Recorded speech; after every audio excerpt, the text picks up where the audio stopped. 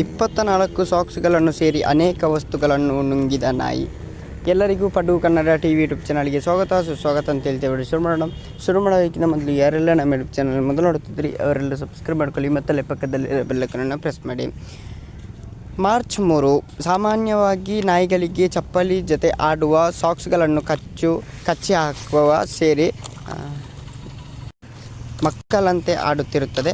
ಆದರೆ ಈ ನಾಯಿ 24 ಸಾಕ್ಸ್ಗಳನ್ನು ಹಾಗೂ ಇತರೆ ವಸ್ತುಗಳನ್ನು ತಿಂದಿದೆ, ಆಸ್ಪತ್ರೆಗೆ ಸೇರಿದೆ ಅಂತಲೇ ಹೇಳ್ಬೋದು.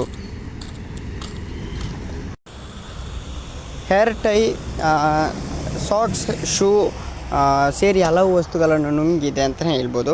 ತುರ್ತು ಶಸ್ತ್ರಚಿಕಿತ್ಸೆ ನಡೆಸಿ ನಾಯಿಯ ಜೀವ ಉಳಿಸಲಾಗಿದೆ ಎಂದು ಅನಿಮಲ್ ಎಮರ್ಜೆನ್ಸಿ ಸೆಂಟರ್ ತಿಳಿಸಿದೆ. ನಾಯಿ ಲೂನಾ ಇದೆಲ್ಲ ತಿಂದ ಬಳಿಕ ವಾಂತಿ ಮಾಡಲು ಶುರು ಮಾಡಿತ್ತು, ಹೊಟ್ಟೆ ಊದಿಕೊಂಡಿತ್ತು. ಏನೋ ಗಂಭೀರ ಸಮಸ್ಯೆ ಇದೆ